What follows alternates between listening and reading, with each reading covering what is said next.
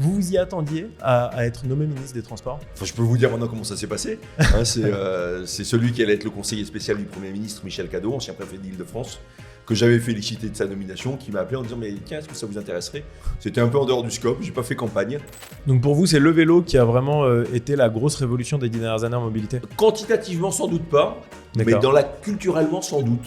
Il doit être financé par qui, selon vous, le covoiturage? Le covoiturage de longue distance, librement organisé, ce sont les usagers qui payent, enfin les clients.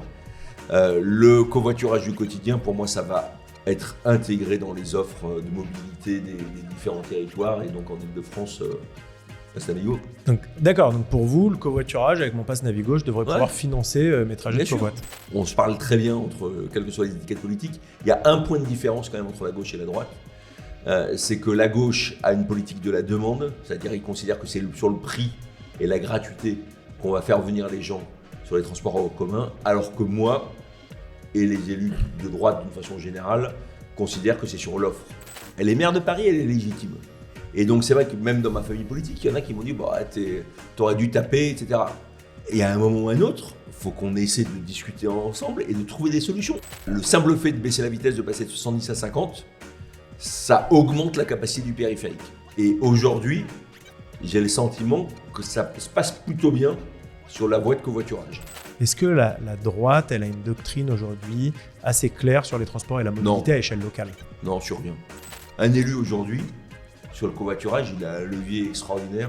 Mon invité aujourd'hui, c'est François Durovray, président de l'Essonne depuis 2015. Il a été brièvement ministre chargé des Transports en 2024 dans le gouvernement Barnier. Il a une double expérience, l'État et le terrain. En Essonne, il a expérimenté de nombreux dispositifs pour la mobilité, notamment le bouclier mobilité, les lignes de covoiturage, le car express, le tout avec une vision d'une écologie populaire, compatible avec la voiture, là où selon lui elle reste indispensable. À droite, il est l'un des élus qui prend le plus la parole sur la mobilité durable. François Durovray, bonjour. Bonjour. Merci beaucoup d'être dans Changement de vitesse. Vous avez été, on l'a dit, ministre des Transports en septembre 2024 dans le gouvernement Barnier. Alors, de façon brève, comme vous l'avez dit. C'est passé un petit peu vite, effectivement. Vous vous y attendiez à être nommé ministre des Transports? Oh, pas forcément, en fait. Moi, je peux vous dire maintenant comment ça s'est passé. Hein, c'est celui qui allait être le conseiller spécial du Premier ministre, Michel Cadot, ancien préfet d'Île-de-France, que j'avais félicité de sa nomination, qui m'a appelé en disant « Mais tiens, est-ce que ça vous intéresserait ?» C'était un peu en dehors du scope, j'ai pas fait campagne, et j'ai trouvé ça bien. Il y avait d'autres personnes qui auraient pu être légitimes, mais qui n'étaient pas en position après les élections législatives. Je pense notamment à David Valence ou à Jean-Marc Gélési. Oui. Et concrètement, s'ils avaient été en position, j'aurais sans doute répondu, pas forcément négativement, mais j'aurais été étonné qu'on me le propose. Mais là, ça me semblait légitime. C'est une expérience extraordinaire. C'est une expérience évidemment extraordinaire, évidemment trop courte, donc frustrante. Très prenant.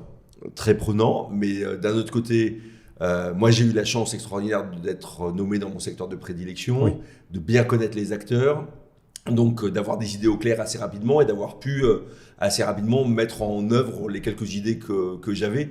Alors, quand vous êtes arrivé, vous aviez dit les transports, ça représente un tiers des problèmes qu'on a en écologie, mais ça représente aussi un tiers de la solution. Est-ce que, selon vous, on a les solutions aujourd'hui en France? Oui, alors quand c'est une formule, ça représente peut-être plus d'un tiers des problèmes et plus d'un tiers des solutions.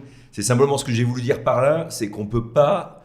on est dans un moment de transition extraordinaire, et moi ce que j'ai envie, c'est d'enchanter et de montrer que c'est pas uniquement des contraintes, ce sont certes des changements, mais avec aussi du positif, et beaucoup de positif. Et sur la mobilité, à l'évidence, et quand je dis un tiers des solutions, bah oui, parce qu'on va pouvoir massifier les usages sur l'ensemble des infrastructures, mettre plus de trains sur les rails, mettre plus de voitures sur les routes, enfin plus de voitures, plus de gens, et peut-être dans moins de voitures.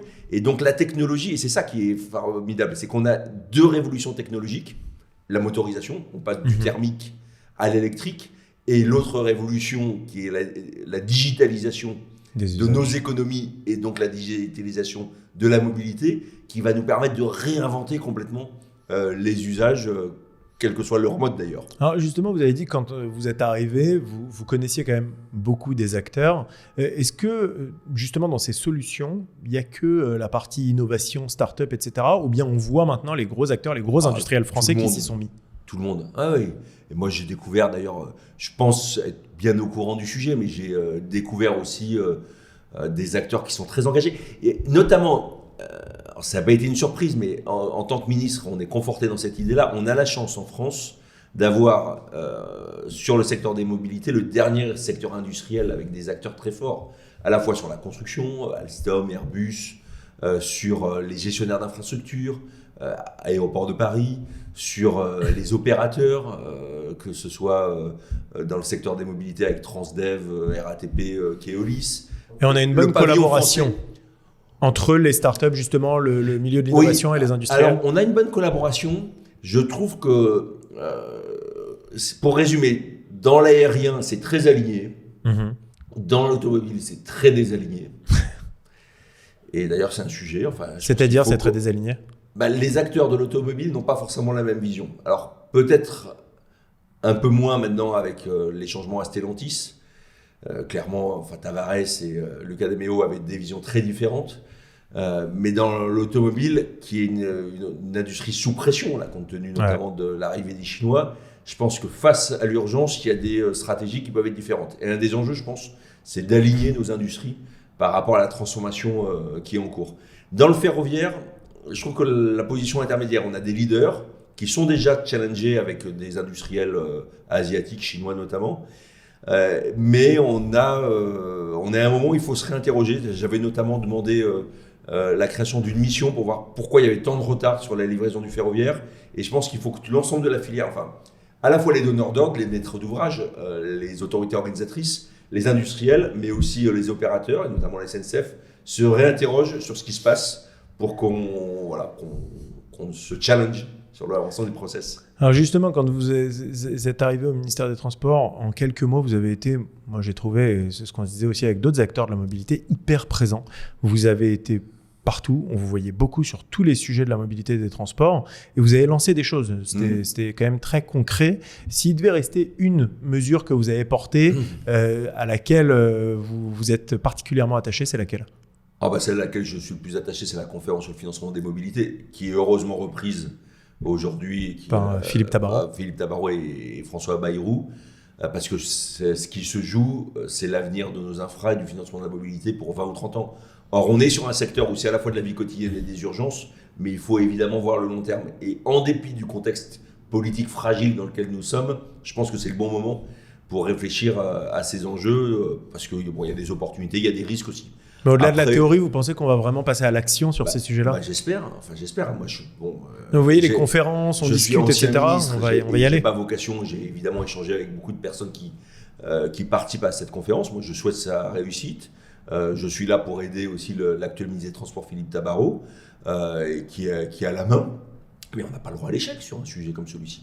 Après, si vous me permettez, dans les sujets que j'ai lancés très rapidement, moi, je suis très fier d'avoir abouti sur la révision des C2E, les certificats d'économie d'énergie, notamment pour l'électrification des poids lourds. Et vous voyez, quand le patron de Renault Trucks me dit, là, vous avez créé le dispositif qui va nous permettre de lancer, et que je vois Renault Trucks qui dit objectif 30% de poids lourds électriques en 2030, je me dis, vous dites c'est bien. Utile. Mais de l'autre côté, par contre, sur les véhicules plus légers, on a senti qu'il y avait un gros désengagement. C'est compliqué. Alors, pas de désengagement, mais on est dans un moment où les C2E... Moi, ce que j'ai porté dès le premier jour, j'ai dit, les C2E, c'est donc les certificats d'économie d'énergie, c'est 6 milliards de recettes. Il y en a que 6% qui retournent à la mobilité, alors que la mobilité finance 50% de ces C2E. Et donc, avec Agnès Pannier-Runacher, j'ai demandé un rééquilibrage. Elle était tout à fait favorable et on a commencé le mouvement. Après, le financement de la mobilité électrique, c'est beaucoup plus large et c'est vrai qu'on est à un moment où là aussi, il faut se repositionner. Et puis, tout dernier mot, moi, ce que j'ai essayé d'engager, c'est un travail notamment en direction des territoires sur leur financement. Il y a eu le versement mobilité et l'idée avec les métropoles, les régions et les intercos de dire il ne faut pas s'occuper que des métropoles, il faut s'occuper de la relation entre les périphéries et leurs métropoles, et ça passe par la route.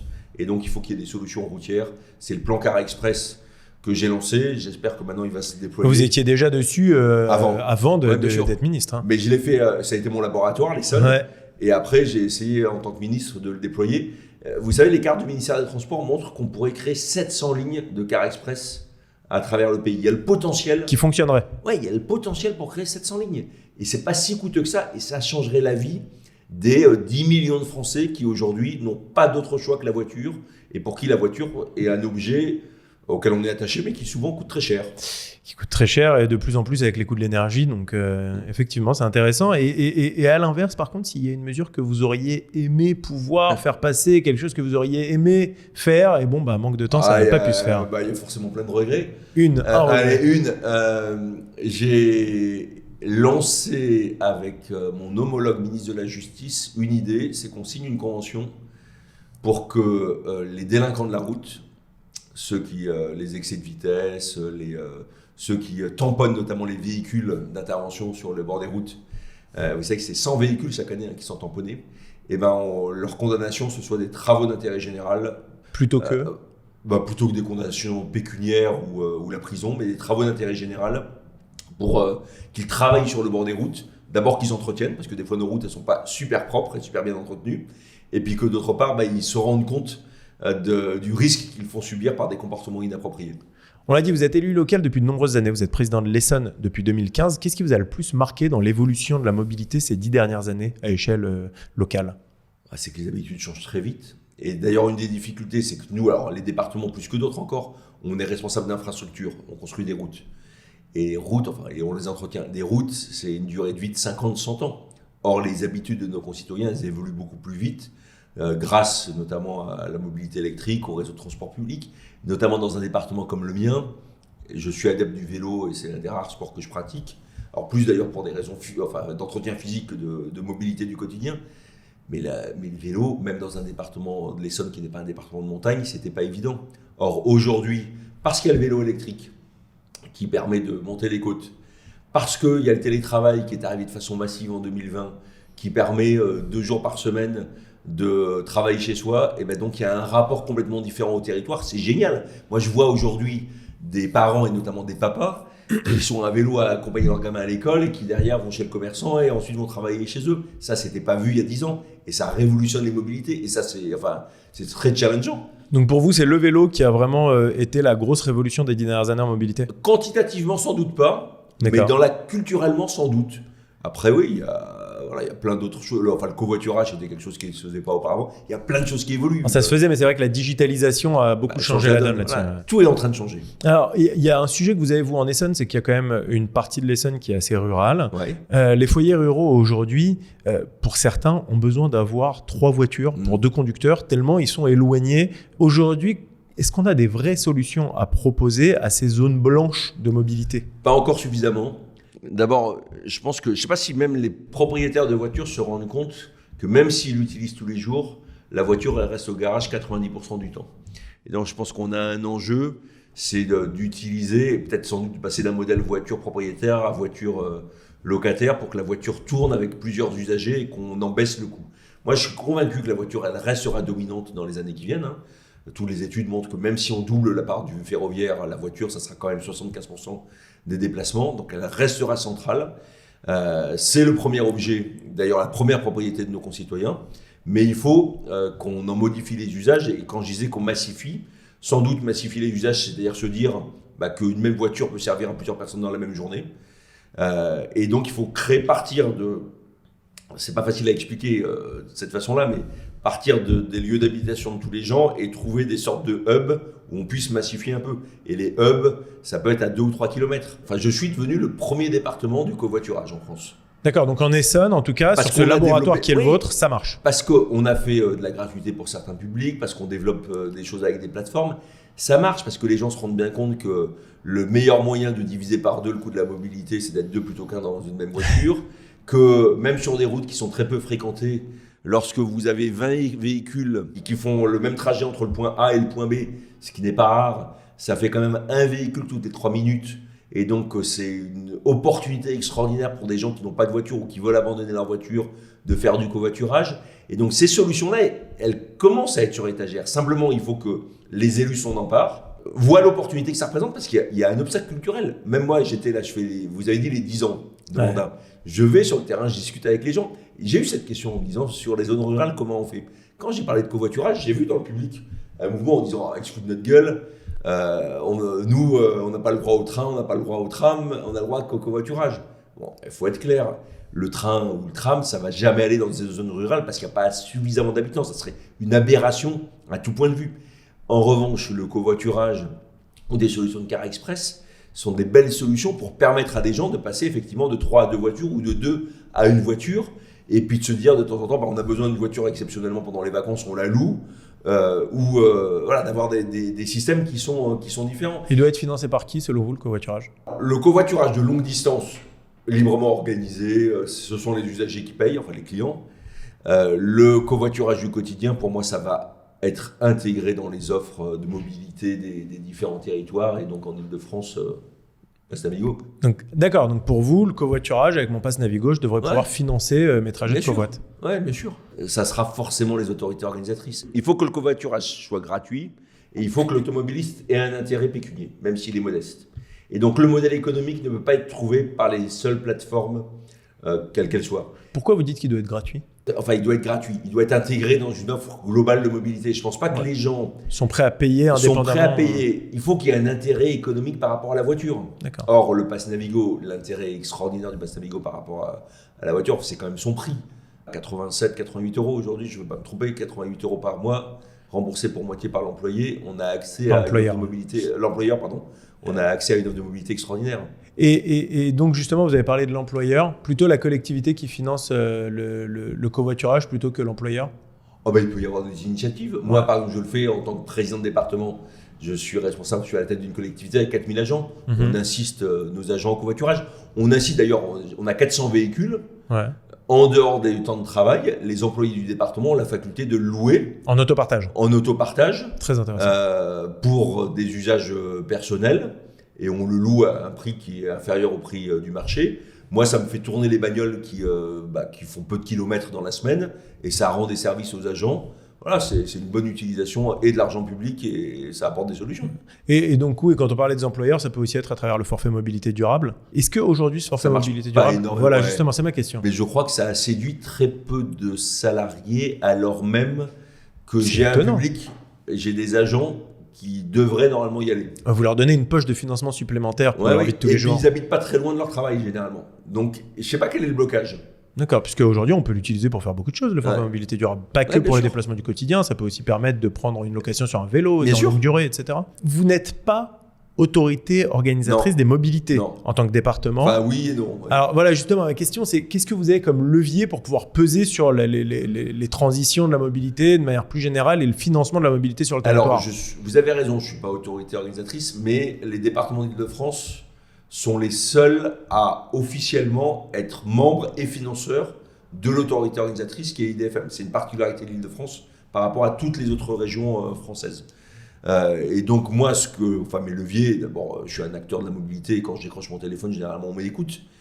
Au-delà de ça, il y a un poste pour l'Essonne au conseil d'administration d'Île-de-France Mobilité, et on est écouté. Et je trouve que c'est un bel organisme, parce que tout le monde est majoritaire autour de la table. On est une trentaine, mais quel que soit le poste qu'on occupe, alors à l'exception des élus d'opposition de la région et de la ville de Paris, mais sinon tous, on est majoritaire. Donc on est écouté, on est respecté par la présidente de région. Alors c'est le cas de Valérie Pécresse parce que c'est son ADN, mais je pense que n'importe quel président d'IDFM est obligé d'écouter les gens qui sont autour de la table. D'ailleurs, la présidente de région n'est pas... vous voyez, les élus qui à la région la soutiennent ne font pas la majorité d'IDFM. D'accord. Donc elle pourrait... Vous voyez, s'il n'y avait pas... Et je ne suis pas là pour... Enfin, il n'y a pas de rapport de force, parce que c'est très naturel. La discussion, elle s'élabore à la fois avec des logiques partisanes, mais aussi des logiques territoriales. Parce que, encore une fois, lorsque je dis quelque chose sur mon territoire, je suis légitime à le dire parce que je suis majoritaire, au même titre que mon collègue président socialiste de Seine-Saint-Denis. Le président, peu importe son nom, d'Île-de-France Mobilité, pourrait se retrouver en minorité, parce que la majorité de la région à IDFM, je pense que ça représente 10 sièges sur les 30. D'accord. Donc ça veut dire qu'il y a vraiment besoin des territoires. Et donc là, IDFM et les territoires, et les départements, entre autres, sont intégrés, partie prenante et vous voyez, des décisions.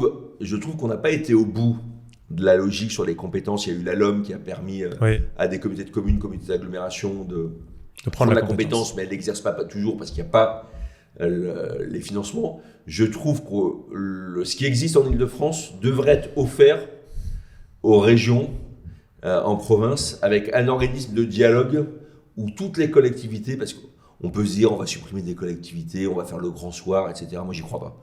Je pense que plutôt que de se dire on supprime des collectivités, il faut inciter les collectivités à collaborer entre elles et éviter le millefeuille des compétences. Donc, il faudrait régionaliser avec une voie pour les départements. Pourquoi pas régionaliser, mais en tout cas, créer des sortes d'agences des transports qui mettent autour de la table toutes les collectivités qui sont intéressées. Et en fait, en France, on a 2 niveaux de collectivités qui gèrent le service de mobilité. Ce sont les régions et les intercos. Et on a 2 autres institutions qui gèrent les infrastructures de mobilité, les routes. Ce sont les communes et les départements. Pourquoi ça ne marche pas ? Parce qu'il n'y a pas de dialogue. Et donc, je pense qu'il faudra à un moment ou à un autre qu'on crée l'instance de dialogue et de décision. Et donc, vous, aujourd'hui, en Essonne, quand vous avez besoin de financer des lignes de covoiturage, des choses comme ça passe par IDFM ? Mais non, mais je suis celui qui apporte des idées. Et ensuite, ce que je demande, c'est que ça commence en Essonne. Et puis après, ça va ailleurs. Les lignes de covoiturage, on va être le premier département d'Île-de-France à inaugurer les lignes de covoiturage vers le plateau de Saclay. Là, j'espère avant l'été, j'ai pas la date, mais j'espère qu'on va en créer des dizaines et des dizaines partout en Île-de-France. Voilà, moi je me contente. Vous voyez, j'ai été le premier département à créer le printemps de covoiturage, je sais plus si c'était en 2016 ou 2017, peu importe. J'avais créé le truc pendant 3 mois et on avait fait une aide aux habitants. Derrière, c'est Île-de-France Mobilité qui a repris l'idée, c'est parfait. Aujourd'hui, vous avez des résultats concrets en Essonne sur justement l'utilisation du covoiturage, des cars express ? Alors, c'est ce que je vous disais. Sur le covoiturage, on est le premier département. C'est bête, j'ai plus le chiffre en tête, mais c'est assez impressionnant. Et on est de très loin le premier département. Donc, vous trouvez que l'usage prend ? Les 3 premières liaisons au niveau national sont 3 liaisons essonniennes. Bretigny-Évry, notamment, mais j'ai plus les 2 autres. Et bien sûr, ça prend. Alors, c'est parce que j'ai un territoire qui s'y prête, mais c'est aussi parce qu'on a mis en place des dispositifs. Les cars express, ça marche. On voit très bien. Alors, je vous donne un exemple qui n'est pas essonnien. Bréval La Défense, qui a été créé en septembre dernier. Je me souviens, je suis allé dans le car 15 jours ou 3 semaines après son lancement. Il y avait déjà 30 personnes par liaison le matin et le soir. Alors qu'il suffit qu'il y en ait une quinzaine. Ça venait tout juste de commencer pourtant. Ça venait tout juste de commencer. Là, j'ai eu les chiffres sur Corbeil-Orly-Rungis qui ont été lancés en juillet. On est au-dessus des estimations. On n'est pas encore à la rentabilité, mais on est au-dessus des estimations. Vous dites, je suis un élu qui intervient sur les sujets de mobilité. Bon, c'est vrai. Vous êtes un des rares élus de droite à prendre autant la parole sur la mobilité, c'est vrai. Oui, et de façon assez large. Quelles que soient les étiquettes politiques, je trouve qu'on dialogue très bien. Sur les transports. Mobilité, ouais. Parce que ce sont des sujets qui nous rassemblent. Alors justement, c'est ce que j'avais envie de vous demander. Moi, j'ai l'impression quand même que la mobilité, c'est perçu, le sujet mobilité durable, c'est un peu perçu aujourd'hui comme un sujet de gauche. C'est le cas ? En fait, le Parti socialiste a souvent sous-traité aux communistes, puis ensuite aux écologistes, les questions de mobilité. À droite, c'est vrai qu'il y a moins de marqueurs. Après, je me permets juste de terminer sur mon idée. Je vous disais que on se parle très bien entre, quelles que soient les étiquettes politiques. Il y a un point de différence quand même entre la gauche et la droite. C'est que la gauche a une politique de la demande, c'est-à-dire ils considèrent que c'est sur le prix et la gratuité qu'on va faire venir les gens sur les transports en commun, alors que moi et les élus de droite d'une façon générale considèrent que c'est sur l'offre, qu'il faut d'abord créer de l'offre, et que le prix est un sujet accessoire par rapport à l'offre de mobilité. Ça, c'est une vraie différence d'approche. Mais qui est respectable. Ce qui veut dire que vous êtes pour le fait d'avoir augmenté les tarifs sur le Pass Navigo. Mais bien sûr. Le vrai drame aujourd'hui, ce sont les gens qui n'ont pas d'autre choix que leur voiture. Je vous disais 10 millions en France. J'ai perdu le chiffre en Île-de-France, mais ce sont des centaines de milliers de personnes qui dépensent 500, 600 euros par mois pour leur voiture.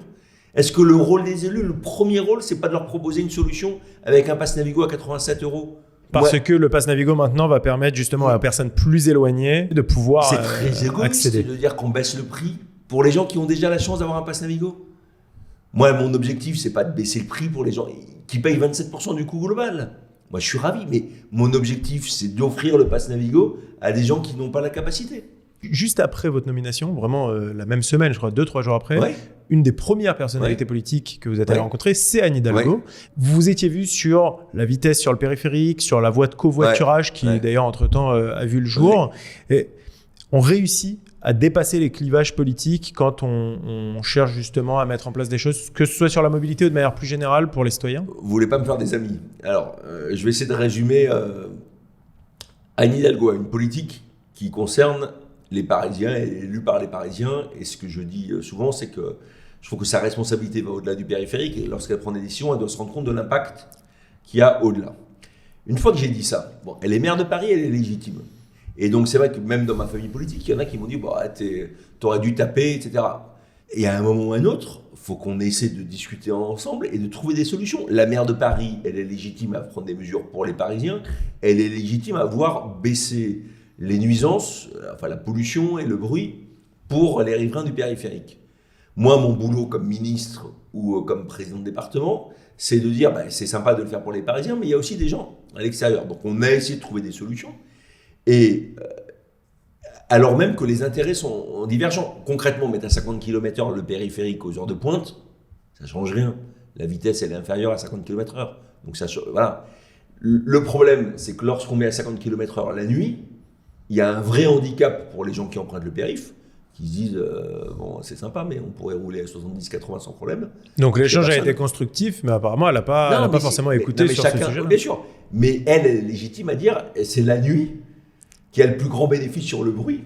Donc il faut qu'on tienne compte de Donc tout ça. vous dites elle est dans son rôle. Mais elle est dans son rôle et moi je suis dans le mien. Et après, une fois qu'on a dit ça, il faut qu'on Comment on fait j'ai vu sur le périphérique, on commence à avoir des éléments sur le covoiturage. Je trouve que ça fonctionne pas trop mal.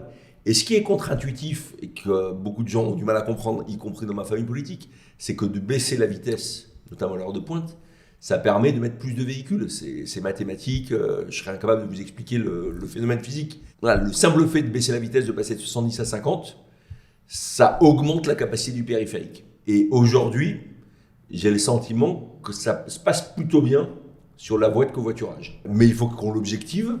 Et moi, je serais intéressé, quel que soit mon rôle aujourd'hui, d'échanger avec elle pour avoir son regard et qu'on voit comment on avance. Donc vous avez quand même un regard plutôt positif sur les 50 km/h sur le périph', à part la nuit, selon vous, oui. Et sur la voie de covoiturage sur le covoiturage, plus que sur les 50, ouais.